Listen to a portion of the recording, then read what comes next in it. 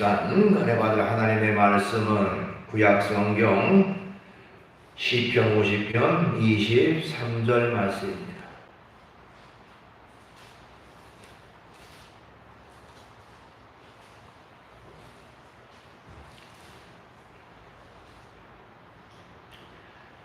구약성경 839쪽에 있습니다. 시편 50편 23절.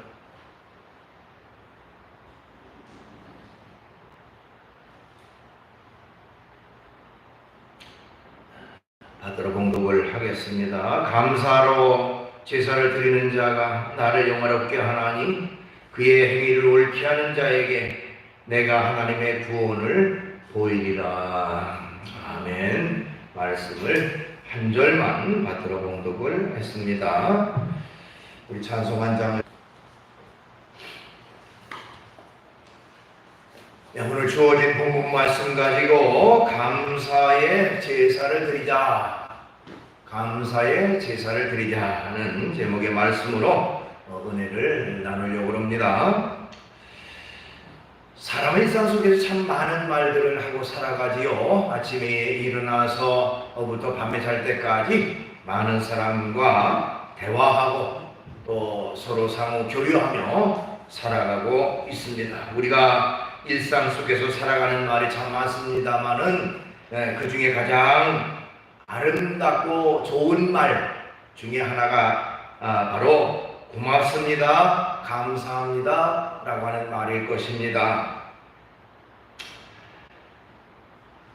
세상에 고맙습니다, 감사합니다 라는 말만 많이 사용한다면 얼마나 밝고 아름다운 그런 세상이 되어질까요? 그러나 안타깝게도 일상 속에서 이 고맙습니다, 감사합니다 라고 하는 말이 점점 실종되어 가고 있는 것이 안타까운 현실이다, 이렇게 말씀드릴 수가 있습니다.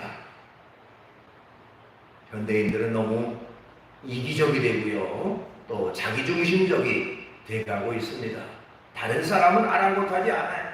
나만 편하고 나만 좋으면 좋다라고 하는 그런 아니란 생각 속에 살아가고 있습니다. 그래서 다른 사람들이 배려해주고 양보해주고 뭔가 손해를 감수하면서도 다른 사람에게 도움을 주면 당연히 고맙습니다, 감사합니다 라고 말을 해야 되는데, 그것을 어떻게 보면 자기가 누려야 되는 당연한 권리인 것처럼, 또 자기가 어떤 부분에서 다른 사람보다 우월하기 때문에 그것은 당연한 것이라고 생각하는 그런 잘못된 모습들이 많이 있다고 하는 것입니다.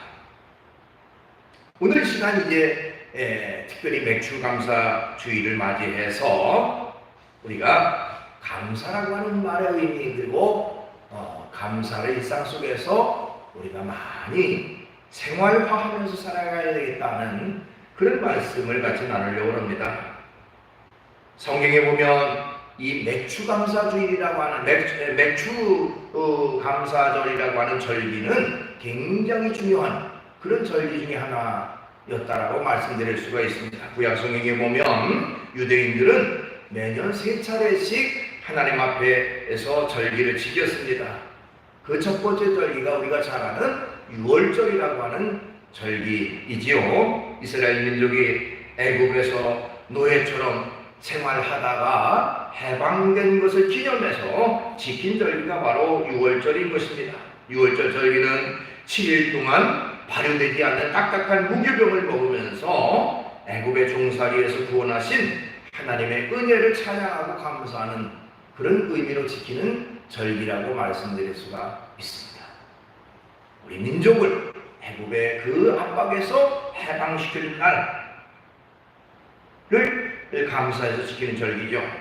그 다음에 두 번째 절기가 오늘 우리가 지키고 있는 이 맥주절이라고 하는 절기인 것입니다.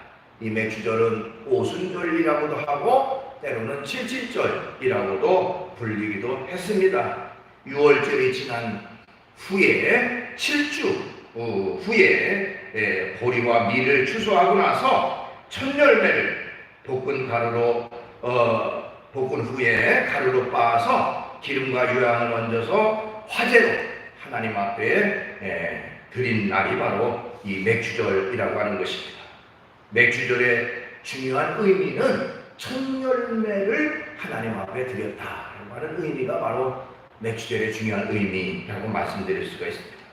그 다음에 세 번째 절기는 수장절 또는 초막절이라고 우리가 부르고 있는데요. 1년 동안 농사를 지은 것을 창고에 드리고 가을에 그 들판에다가 초막을 짓고 일주일 동안 생활하면서 조상들이 광야에서 40년 동안이나 초막을 짓고 장막 생활을 했다고 하는 것을 기념하기 위해서 지켰던 그런 절기라고 말씀드릴 수가 있습니다.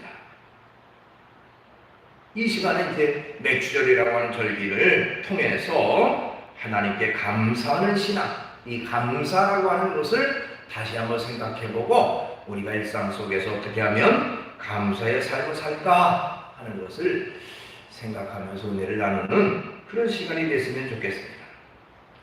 우선 맥주감사절이라고 하는 것은 하나님의 은혜를 기억하는 날이다 이렇게 말씀드릴 수가 있어요.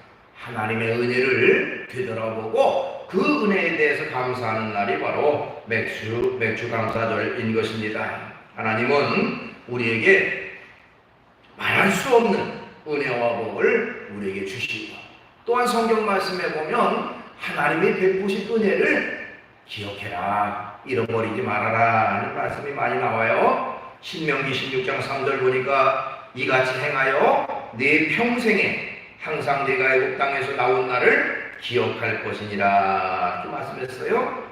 또 신명기 15장 15절 너는 애굽 땅에서 종되었던 것과 네 하나님 여호와께서 너를 속량하셨음을 기억하라 말씀했고요. 신명기 16장 12절 너는 애굽에서 종되었던 것을 기억하고 이 규례를 지켜 행할지니라 이렇게 말하고 있습니다. 그러니까 기억해라. 과거에 베푸신 그 하나님의 은혜, 하나님의 사랑을 기억하고 그리고 하나님 앞에 감사해라 하는 것입니다. 때문에 우리가 이 맥주감사절이라고 하는 절기를 지키는 것은 그동안 우리의 생활 속에서 하나님이 세심하게 우리를 돌보시고 지키시고 인도하신 그 사랑에 대해서 한번 되돌아보고 하나님의 은혜를 기억하면서 하나님 앞에 감사로 영광 돌리는 날, 그날이 바로 맥주감사절이다 이렇게 말씀드릴 수가 있는 것입니다. 하나님이 우리를 사랑하시고 보호하시고 지키신 그 은혜와 사랑이 얼마나 큰지 알 수가 없습니다. 감사라고 하는 말 우리가 일상에서 많이 쓰고 있습니다만 감사라고 하는 말의 한자어를 보면 느낄 감자에다가 살해할 사라고 하는 글자를 사용합니다. 즉 은혜를 받은 사람이 고마움을 우선 느끼고요. 그 고마움에 대해서 은혜를 베푼 사람에게 살해하는 것, 그것이 바로 감사라고 말씀드릴 수가 있습니다. 그런데 은혜를 받았음에도 불구하고 은혜를 베푼 사람에게 감사하지 않는 그것은 참으로 잘못된 모습이라 아니할 수가 없습니다. 감사라고 하는 것은 은혜를 받은 사람이 마땅히 은혜를 베푼 사람에게 해야 할 마땅한 행위라고 말씀드릴 수가 있습니다. 누가복음 17장 11절 이하에 보면 거기 10명의 문둥병자가 예수님에게 나와서 예수님을 만남으로 말미암아 그 무서운 문둥병으로부터 치료받는 그런 내용이 나옵니다.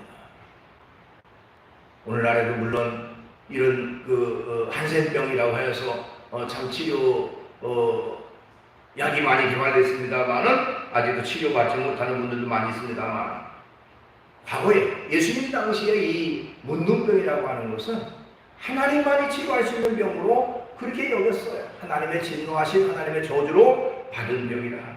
그래서 문둥병자들은 진 안에 이 성 안에 살지 못하고 성 밖으로 다 내보내서 격리 생활을 했습니다.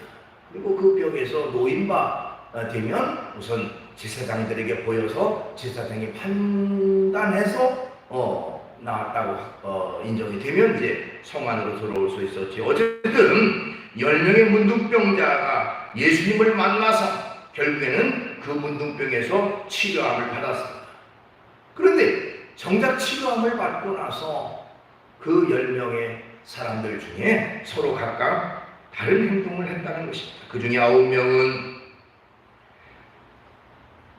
예수님에게 나와서 감사하기는커녕 바로 기쁨으로 즐거움으로 뛰어가 집으로 뛰어 들어갔습니다. 성 안으로 들어갔습니다. 그러나 성경에 보니까 사마리아 사람 하나만 예수님에게 다시 와가지고 예수님 발 아래 엎드려 살해하며 감사하는 내용이 나옵니다. 그때 예수님께서 말씀하십니다. 10명이나 깨끗함을 받지 않았느냐? 그 9은 어디 있느냐? 라고 말씀하시면서 그 사마리아 사람에게 가라, 내 믿음이 너를 구원하였느니라. 자, 은혜 받은 사람들, 나음을 받은 사람들이 10명이었는데 9명은 어디 가고 한 사람만 오히려 와서 감사했느냐 하면서 어떻게 보면 주님은 마땅히 감사해야 됨에도 불구하고 감사하지 않은 그 사람들을 지적하는 그런 말씀이라고 말씀드릴 수가 있습니다. 우리가 일상 속에서 하나님의 은혜를 받고 살면서 감사를 잃어버린다면 그 결국 하나님 앞에 바른 모습이 아닌 것입니다. 언제나 하나님이 베푸신 은혜, 하나님이 베푸신 사랑에 대해서 기억하고 늘 하나님의 은혜에 대해 감사하는 그런 삶이 우리에게 있어야 되는 것입니다. 시편 116편 12절로 14절에 보니까 다윗이라고 하는 사람은 그렇게 말하고 있습니다. 내게 주신 모든 은혜를 내가 여호와께 무엇으로 보답할까? 내가 구원의 자를 들고 여호와의 이름을 부르며 여호와의 모든 백성 앞에서 나는 나의 소원을 여호와께 갚으리로다. 이런 고백을 했습니다. 하나님이 베푸신 은혜, 하나님이 베푸신 사랑이 너무나도 크니 내가 무엇으로 다 갚을까? 그러면서 많은 사람 앞에 나는 그렇게 선포한다. 하나님 앞에 이 은혜를 갚겠다라고 선포하겠다라고 말하고 있는 것입니다. 마땅히 받은 은혜에 대해서 감사하는 건 마땅한 일이고 당연한 것입니다. 하나님께서 우리에게 베풀어 주신 그 은혜와 사랑을 기억하며 감사함을 갖고 살아가는 그런 우리의 삶이 되어야 됩니다. 그 다음에 이 맥주절을 통해서 하나님 앞에 감사해야 되는 구체적인 이유는 무엇인가 하는 것입니다. 우리가 하나님께 감사할 이유가 무엇인가? 그건 이루 말로 표현할 수 없을 정도로 수없이 많은 감사거리가 주어진 것을 우리가 깨닫게 됩니다. 여러분, 감사할 거리를 찾으면 찾을수록 얼마든지 하나님 앞에 감사할 일들이 참으로 많이 있습니다. 하나님께서 매일매일 우리가 살아가는데 필요한 햇빛과 공기를 주신 것도 어떻게 보면 감사할 일이 중에 가장 큰 감사라고 말씀드릴 수가 있고요. 또 비가 오지 않아도 걱정이고 반대로 비가 너무 많이 와도 걱정인데 때를 따라 적절한 비를 주심도 하나님 앞에 감사할 일이고 우리에게 건강을 주시고 물질도 주시고 또 때에 따라 필요한 것들을 공급해 주신 것 너무나도 감사할 일이죠. 더 근본적인 감사는 뭡니까? 예수님을 통해서 우리를 죄 가운데서 구원해 주신 그 하나님의 은혜와 사랑, 그것은 가장 큰 감사 가운데 가장 최고의 감사라고 말씀드릴 수가 있습니다. 그래서 사도 바울은 고린도전서 5장 18절 우리가 잘 아는 대로 범사에 감사하라, 이것이 그리스도 안에서 너희를 향하신 하나님의 뜻입니다. 하나님 앞에 범사에 감사하는 것, 그건 하나님의 뜻이다. 하나님이 원하시는 것이다. 하나님이 참으로 기뻐하는 것, 그건 감사의 삶이라고 우리에게 지적하고 있습니다. 신학자인 칼 실토라고 하는 사람은요, 그의 저서인 행복론이라고 하는 책에서 감사하는 사람은 점점 젊어진다, 그런 말을 했습니다. 감사하는 마음을 갖게 되면 마음이 기쁨을 얻게 되고요, 기쁘게 살아가면 행복하게 되고 결과적으로 그의 삶이 점점 젊어지는 그런 결과가 되어진다는 것입니다. 우리가 잘 아는 아브라함 링컨이라고 하는 사람은 감사할 줄 아는 사람에게는 날마다 발전이 이루어진다라고 말했습니다. 감사는 모든 일을 긍정적으로 생각하기 때문에 그 긍정적인 삶 속에 점점 삶이 발전하는 방향으로 나아가게 된다고 하는 것입니다. 또 우리가 하나님 앞에 감사할 것 가운데 수십 가지, 수백 가지, 수천 가지 있습니다만은 몇 가지만 살펴보면 겠습니다. 우선 감사라고 하는 것이 근본적으로 하나님이 원하시는 것이다 이렇게 말씀드릴 수가 있어요. 감사는 하나님이 원하시는 것이고 하나님이 우리에게 명령하시는 것이 감사다 이렇게 말씀드릴 수가 있습니다. 출애굽기 23장 14절에 너는 매년 3번 내게 절기를 지킬지니라 이렇게 말했어요. 절기를 지켜라 하는 것이죠. 매년 3차례 하나님 앞에 감사의 절기를 지켜라 하는 것입니다. 명령이죠.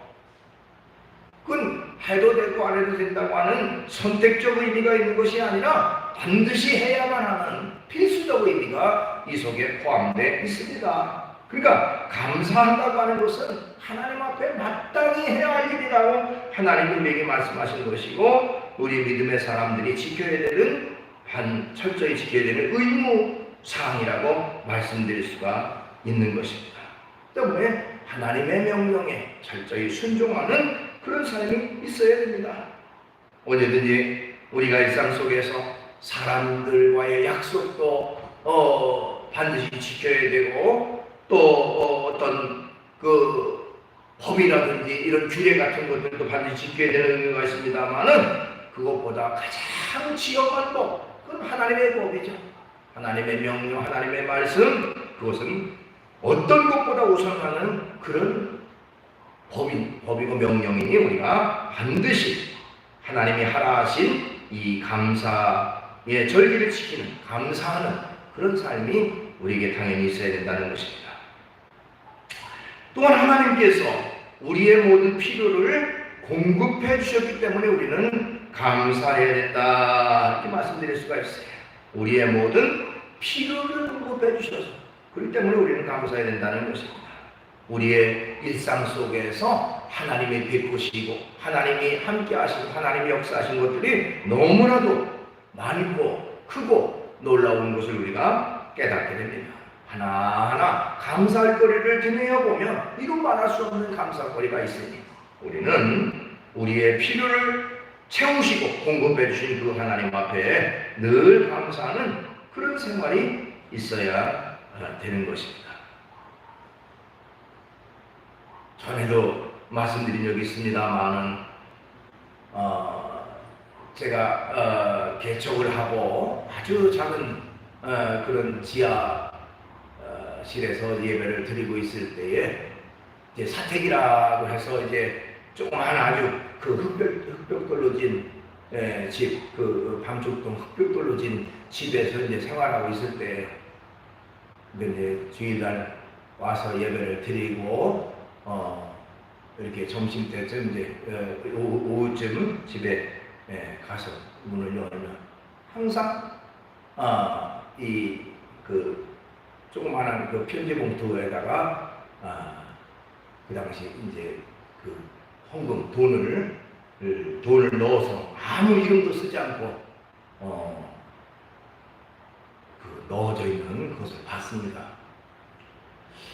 뭐 한 주 두 주 하다가 없어지겠지 했는데 계속해서 이어졌어요. 근데 그때가 교회 개척하고 나서 경제적으로 굉장히 어려울 때 그 이름도 없이 그냥 그렇게 막 그렇게 공급하는 그런 모습을 봤습니다. 나중에 이제 그것이 이제 다른 교회 한 청년이 기도 중에 은혜 받고 이제 기도 중에 이제 돕고자 하는 마음이 생겨서 그렇게 도왔다고 하는 얘기를 나중에 알게 됐습니다만 어쨌든 참 얼마나 감사한지 몰라요. 그 당시에는 참 생활하기 너무너무 어려운 경제적으로도 어려운 그런 시기였는데 하나님이 그런 방법을 통해서 그렇게 공급해 주신다고 하는 것을 생각할 때 너무너무 감사하는 것은 지금까지도 잊혀지지 않고 참 감사할 그런 일이 되었습니다. 어쨌든 우리가 지난 날들을 돌아보면 하나님 앞에 참으로 감사할 일이 너무너무 많다라고 하는 것을 깨닫게 됩니다.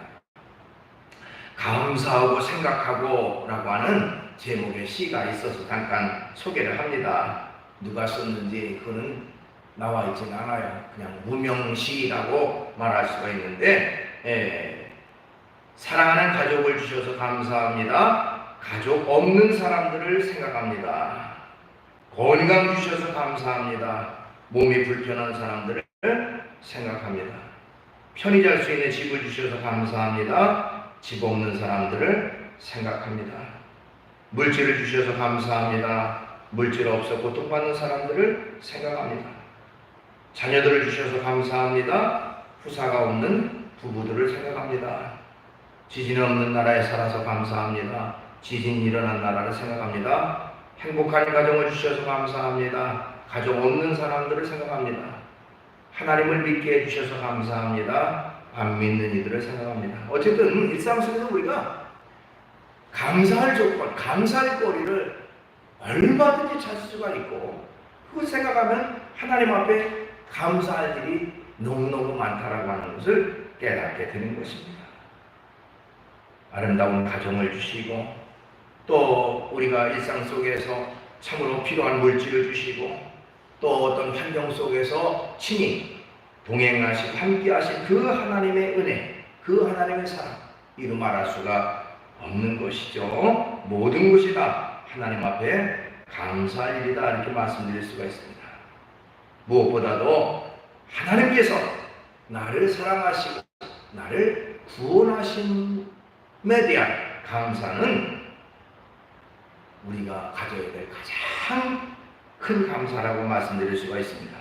에베소 1장 3절 5절에 보니까요, 찬송하리로다 하나님 곧 우리 주 예수 그리스도의 아버지께서 그리스도 안에서 하늘에 속한 모든 신령한 복을 우리에게 주시되 곧 창세전에 그리스도 안에서 우리를 택하사 우리로 사랑 안에서 그 앞에 거룩하고 흠이 없게 하시려고 그 기쁘신 뜻대로 우리를 예정하사 그리스도로 말미암아 자기의 아들들이 되게 하셨으니, 이렇게 말하고 있어요. 자, 이것은 창세전, 즉 이 세상이 조성되기도 전에, 만들어지기 전에 하나님이 우리를 택하셔서 예수 그리스도의 십자가의 은혜로 하나님의 자녀가 되게 하셨다. 그것은 하나님의 예정하심 속에, 계획하심 속에 이루어진 일이다. 우리 한 사람 한 사람을 구원하기 위해서 그렇게 놀라운 계획하심과 역사하심을 우리에게 베풀어 주셨다고 하는 것을 우리에게 말씀하고 있는 것입니다. 수없이 많은 사람 중에 고르고 뽑아서 우리 한 사람 한 사람을 불러주시고 하나님의 자녀로 하나님 백성으로 삼아주신 그 사랑에 대해서 우리는 너무너무 감사하지 않을 수가 없는 것입니다.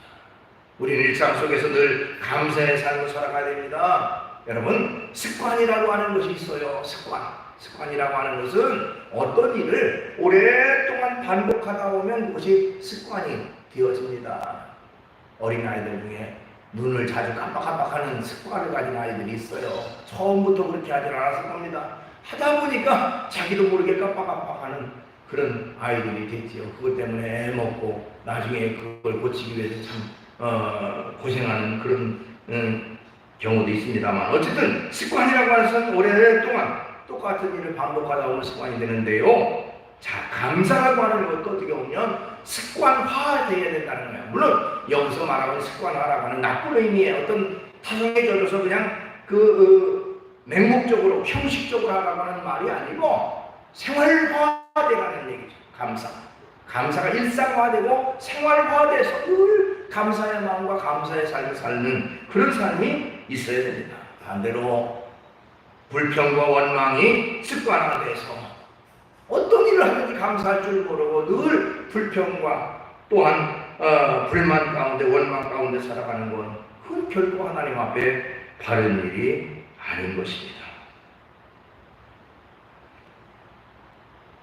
남미의 그 멕시코의 한 마을에는요, 온천수와 냉천수가 함께 솟아나는 그런 마을이 있다고 합니다. 한쪽에는 부글부글 끓어오르는 온천이 솟아나고요, 그 옆에는 차가운 냉천이 솟아나와서 사람들이 언제든지 이 온천수와 냉천수를 이용해서 아주 유익하게 사용하는 그런 결과가 되고요. 또 빨래를 하는 사람들이 빨래거리를 가져와서 그 뜨끈뜨끈한 온천수에서 빨래를 잘 삶아서 결국에는 차가운 냉천수에서 그것을 잘 헹구어서 이렇게 살아가는 그런 마을이었다고 합니다. 그때에 이제 그 여행 가이드에게 여행객이 그런 말을 했다고 해요. 이 마을 사람들은 찬물과 더운 눈물을 마음대로 쓸 수 있어 참 좋겠습니다. 이 마을 사람들은 늘 감사하는 마음으로 살아가겠지요? 하고 질문을 했습니다. 그러자 그 여행 안내인은 이렇게 대답했다고 해요. 웬걸요? 그렇지 않습니다. 이 마을 사람들은 불평이 너무 많답니다.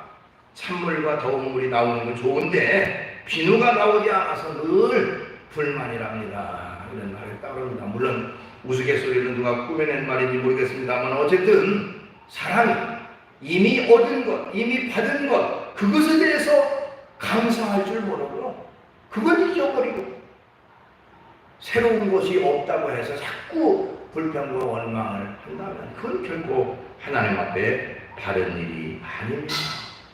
하나님의 베풀어진 그 은혜, 그 사랑, 그 놀라운 축복들을 우리가 되돌아보면서 하나님 앞에 감사하는 그런 삶이 우리에게 있어야 되는 것입니다.